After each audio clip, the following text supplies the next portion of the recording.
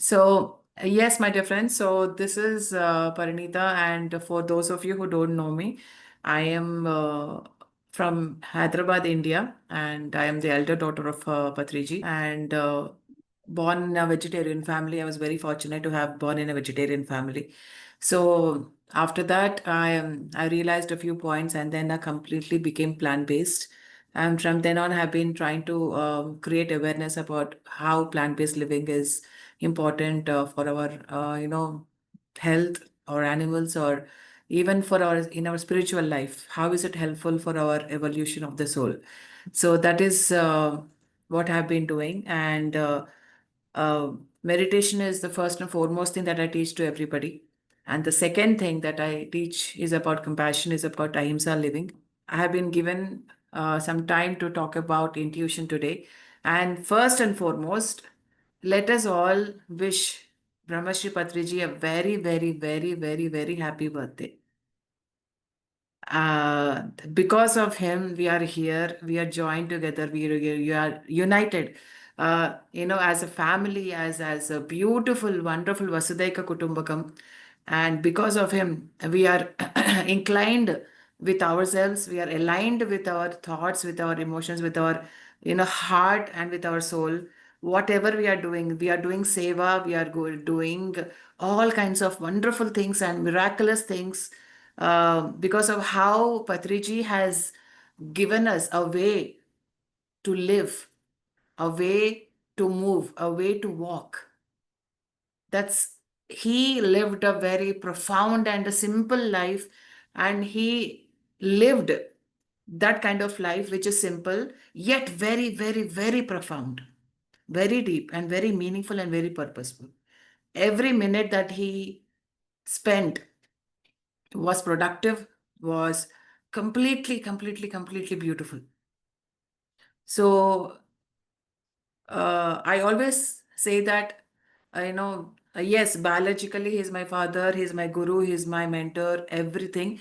But above all, he's my friend. So that's what he has taught me, as in terms of friendship and group consciousness. That is what I take forward to everybody, and and we all are working fabulously well on an individual level, but Patriji has really, stressed a lot on group consciousness and friendship. So that is why he used to address everybody as my dear friends, my dear masters, and my dear gods. So then, what is the meaning of these three phrases that he used? He said in one of the occasions, saying that when you do meditation, when you start doing meditation, the first and foremost stage that you go through is my dear friends, which means that you become friends to yourselves first, and you become friends to everybody, friends with the humanity, friends with animals, and friends with Mother Nature, friends with everything that is under the sun. So that is what meditation brings to you. It's a quality of friendship, of maitri, of sneha bhav. So that is what meditation does to you. That's the first stage, and that is when you can go to the next stage. That is when he says, "My dear masters." Which means that once you become friends with yourselves, once you become friends with everything that exists under the sun, then you become a master of yourself. When he says master, it means that you become a master of your three bodies, which is the physical, emotional, and the mental bodies. That is when either you are a slave or you are a master.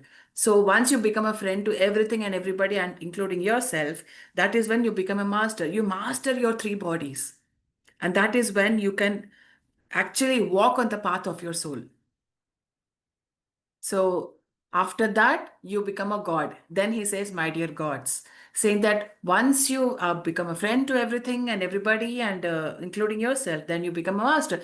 Then finally, you become a co creator who works with the creator himself or herself or itself.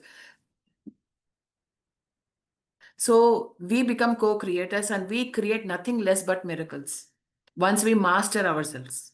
So that is the reason why he says, my dear friends, my dear masters, and my dear gods, because that is what happens when we do meditation. And meditation is not something that meditation is not a luxury, it is a necessity. Everybody should do meditation. No matter how much time, you have to take it out. Let's not give excuses to ourselves saying that I don't have time, or, my schedule, and, all the other reasons or excuses that you give to. Whom are you giving excuses to? This, you're not giving excuses to me, you're giving excuses to yourself that, you don't have time for yourself. And Patriji once said that there's the most difficult thing to do is to sit with yourself. Learn to sit with yourself, and that is meditation. You can sit with anybody, you can sit with your family, friends, mobile, or anything, but sitting with yourself is something which is very, very difficult. And that is what we have to do, to sit with ourselves. Just be with our breath. And once we do that, when we do meditation, you get connected to your heart. You get connected to your intuition. Intuition is the language of your heart. Intuition is the language of your soul, my dear friends. So, whenever you try to introduce yourself to anybody, okay, you say, my name is Parinita. And where does your hand go? Your hand goes on your heart. Your hand doesn't go on your head or your mind saying that my name is Parinita. You say, my name is Parinita. So, this is what you actually are. And this is home. This is you. This is home. We all have to return to our home. How? By tuning into your intuition. When you meditate, you tune into your intuition. And intuition is very, very important for us to find clarity in our life. Everything is important, and mind and intuition, mind and heart should work together. Your heart actually shows the direction, shows the way, but the mind will create a blueprint of what it is. How should one, take that path? And I'd like to talk about something that, uh, Torquem Territorian has explained to us regarding intellect and intuition. So I have the material in front of me. I'll like to read that out for you so that I don't, extend or add or delete anything, any of that. I'm just going to read it out for you. So here it is, intellect and intuition. So intellect has the capacity to formulate, to appropriate and meet a need. And the intellect gathers together all the elements and parts for a building, but it is the intuition that brings them together into a unified structure. So I just want to ask you, when was the last time you felt, oh, I knew this?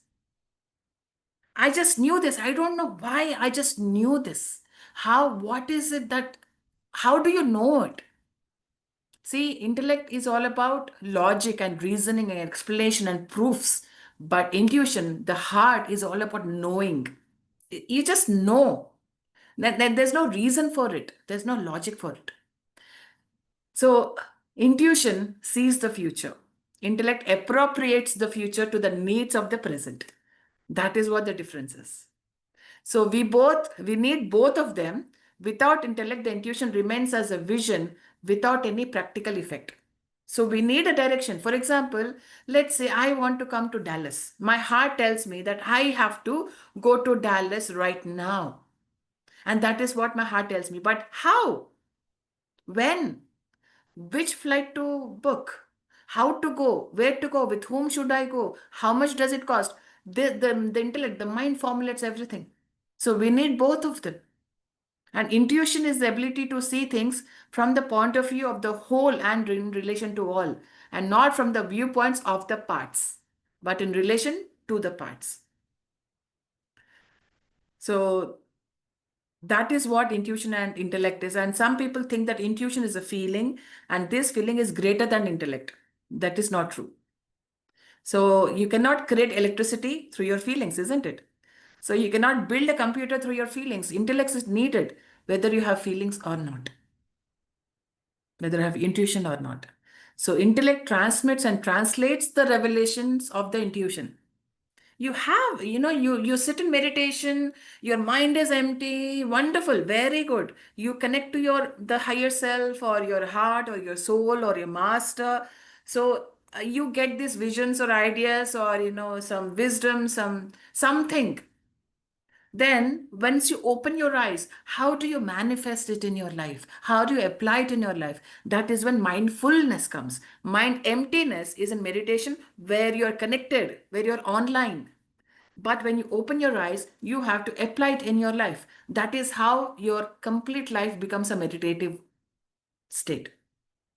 You are 24 hours in a meditative state because you're always online, you're always connected. So, and intellect transmits and translates the revelations of the intuition. So, intellect observes and intuition identifies. Okay. And intellect explains, intuition just knows. That's all. It just knows. And there's no valid explanation. There's no approval seeking over there. Mind needs approval seeking. Your emotions need approval seeking, but not your intuition. And intuition gives ideas, intellect formulates the thoughts. And intuition has the ability to see things without the help of the intellect. But intuition cannot relate its revelation to the need. That is the work of the intellect. So, see, we must say to the children nowadays that, intuition is good, but intellect is necessary and feeling is not enough. We must use them to finish their education and get a degree, then work out their vision in practical and realistic ways. So we have to be practical as well, and we have to be intuitive as well. So that is what has been told to us. That is when you can get connected to your inner compass. That is what Torquem Saradana has said, my dear friends. So then sometimes we confuse emotions with feelings, isn't it? So we don't know what is an emotion and what is a feeling. How do we differentiate it? So anything that, we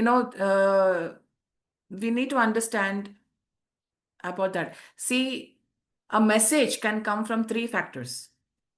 One is the thought, one is an emotion slash feeling, and the third one is the gut. The gut has all the fears, all the insecurities inside over there. So that is where you get the message of fears. So we need to understand where the message is coming from. Is it coming from your mind? Is it coming from your feelings? Is intuition? Or is it coming from your gut? It's because it's very simple to understand. Once you start meditating, once you start doing meditation, you will identify the differences between that. You will know. You just know. That's it. There's no saying that, oh, how do I know? What is the formulation? What is the flow chart? Nothing like that.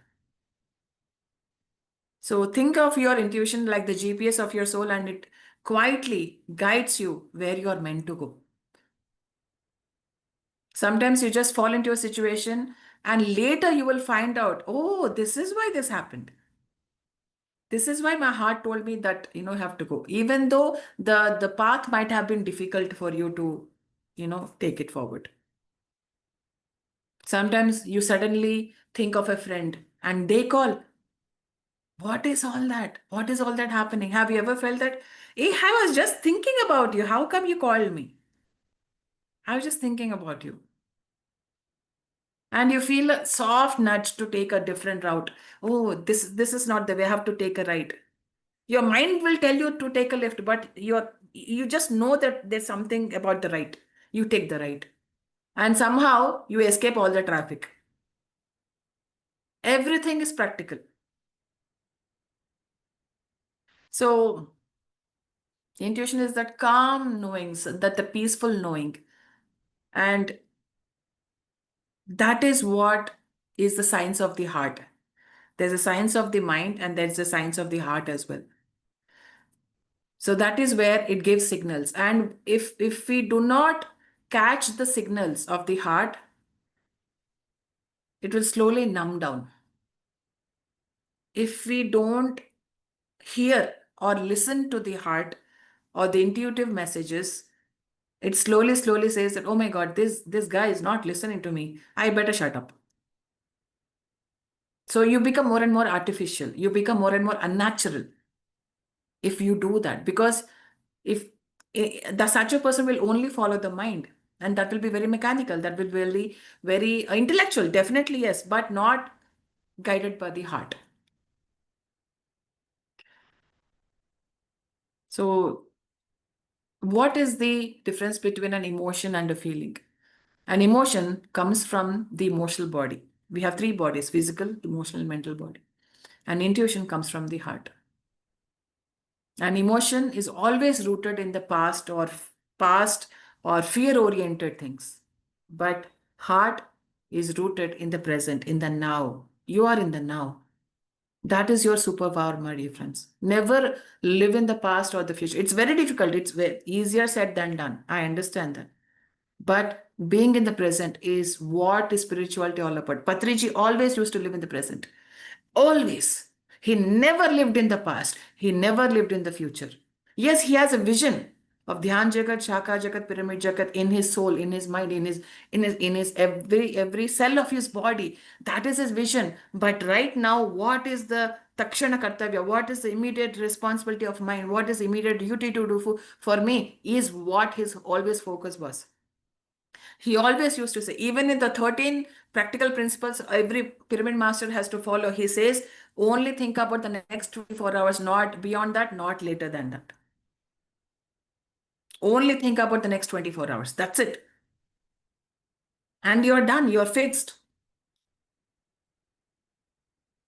So when you don't listen to your heart, what happens is you become loud, your life becomes loud, you are getting confused, you are getting burnt out, you don't know what to do, you don't know where to go. And that is when intuition and meditation can really help you to stay grounded, stay focused, get more clarity in what you have to do. See, my dear friends, whenever we want to do something, emotions and heart are completely different. See, well, I don't like Sushma, but likes and dislikes is all belongs to the emotional body. But where does friendship exist? Where does group consciousness exist? It exists in the heart. So whether I like Sushma or not, on an emotional level, I should go beyond that and make friendship with Sushma. I will be amazed. Oh my God, how wonderful is Sushma? How can I not like this woman? I don't know her story. She's such a wonderful woman. Unless and until I make friendship with that person, I wouldn't know that each and every human being is actually wonderful. And that is what the heart does. So we need to rise above our likes and dislikes and make friendship with everything under the sun, everybody under the sun. And that is why he says, my dear friends. So because emotions always seeks validation, but the heart just knows he does it. Heart doesn't need validation whatsoever.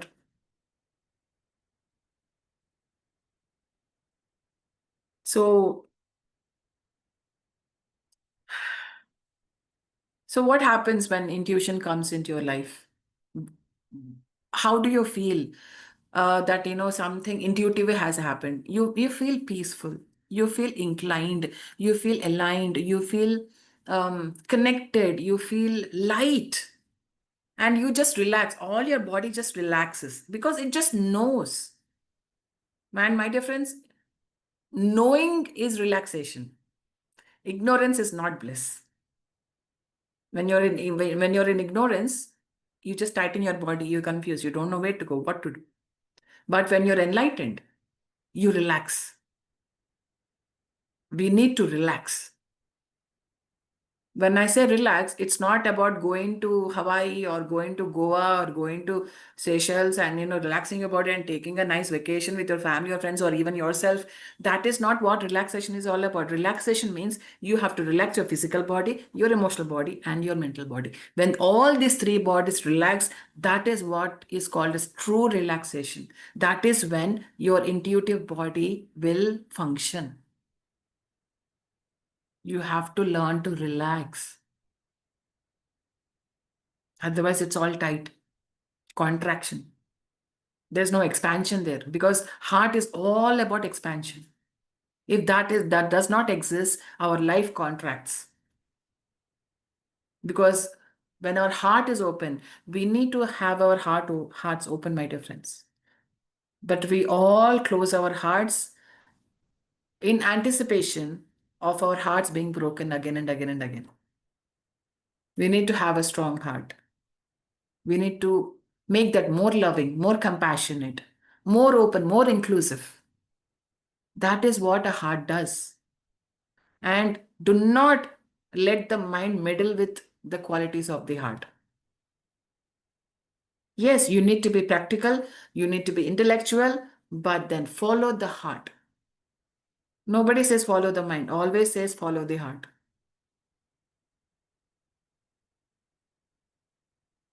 So, what does the emotion tell you then? This is all what intuition does. So then what does an emotion tell you? What are the qualities that an emotion is telling you something? You feel that urgency and you feel fearful, you feel insecure. See, when I say you feel insecure, is it really an intuitive feeling? No, that's an emotion. You feel. Feeling is always about intuitive body. Emotion is always about emotional body. So when you say I feel scared, it's not a feeling. That's your emotion. You need to understand how the words also affect us. You don't feel that. Fear is not a quality of the heart, not at all. So you have fear. You are fearful right now. Yes. So that is what an emotion is all about. And always an emotion says that you have to prove something to somebody, prove something to yourself. You have to prove. And heart doesn't have to prove anything to anybody, whatsoever may be the case. You don't have to prove anything to anybody. What did Patriji have to prove to anybody? Tell me. He didn't have anything to prove. He only said, you do meditation, Baba. You do meditation. That's all you need. So many people used to come with complaints. So many people used to come with problems. No counseling. No one-to-one sessions. Only one solution, meditation. Meditation karo Baba, meditation karo Baba, meditation karo Baba. That's it. That's all he used to say. Very simple. No complexities, no complications over there. And he always used to say that you have to solve your own problems. Do not depend on anybody else. He says no to healing. Nothing. You find out the solutions to your problems. You find out the answers to your own questions.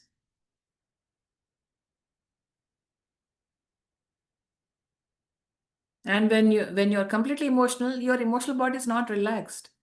How can you relax if your emotional body is all chaotic, if your mental body is all chaotic? Your physical body is relaxing, definitely. But what about your emotional and mental bodies? How will they relax? Only through meditation. And even in meditation, once you open your eyes, then also you need to continue that relaxation thing. Because only when the water is still, the thing flows, everything flows. You're online, you're connected. If that relaxation goes poof after your meditation, you have to work more and more to have that relaxation continue in for the next 24 hours as well. Even if your eyes are open. Even if your eyes are open. You cannot come back to square one after meditation. Continuity of consciousness should be there. Continuity of that meditative state should be there. That is what this meditation is all about. Whether you close your eyes or open your eyes, you have to be with yourself. You have to be one with yourself. That is what is intuition. That is what is heart. That is what is soul. So then, whenever you get up in the morning, my dear friends, what you can do is you can just sit with yourself, meditate for how much ever time that you want, and just after meditation, just place your hand on your heart and say that, okay, heart, please lead me the way. Please tell me what I need to know today. Please let me know what I need to learn today. Be grateful for everything that I have. I am grateful. I am thankful for everything that I have today. Thank you for the breath. Thank you for everything.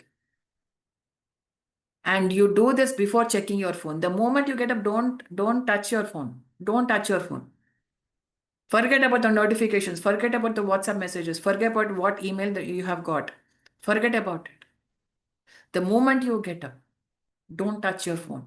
Just keep your phone away and just sleep. The moment you get up, just sit in meditation, then get connected to your heart and let heart lead the way and the mind to follow. Please make this a habit. That is when you can really connect to yourself, to be your true self and not being mechanical. Then just breathe 3 deep breaths and you're ready to go. Clarity will follow you. The direction will follow you.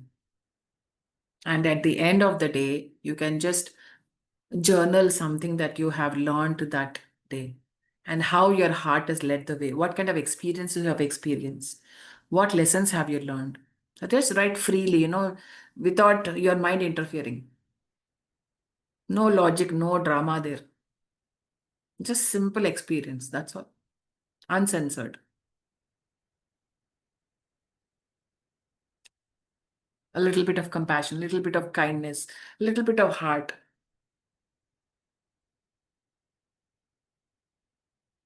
So that is what is intuition all about. My dear friends, this is what I have learned, and this is what I wanted to share with everybody. So the mind thinks, but the heart just knows. So then there's finally one quotation that I want to share, which I have come up with, saying that, following your heart doesn't necessarily mean, you know, do what you like and don't do what you like, don't like. Following your heart means, doing the right thing irrespective of your likes and dislikes.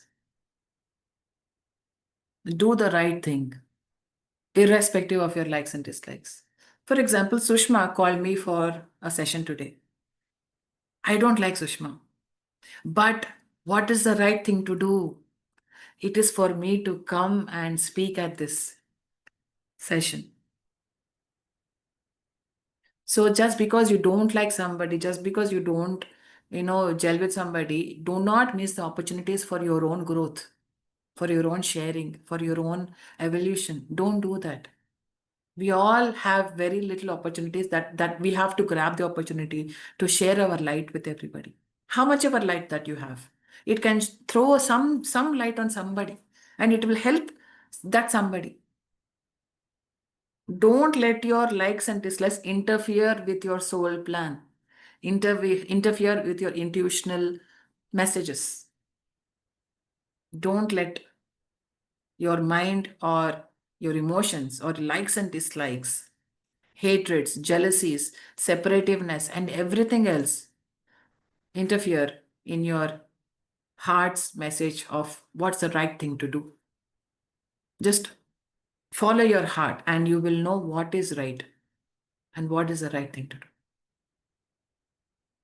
So, yes, my dear friends, my dear masters, and my dear gods, that is what is uh, that is what I wanted to talk to you about. And the moment Sushma said, "What is the topic that you want to share?" I immediately said intuition.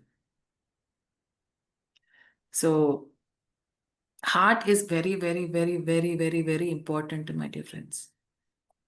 We always so much focus on the mind, but let the heart lead the way. Thank you so much.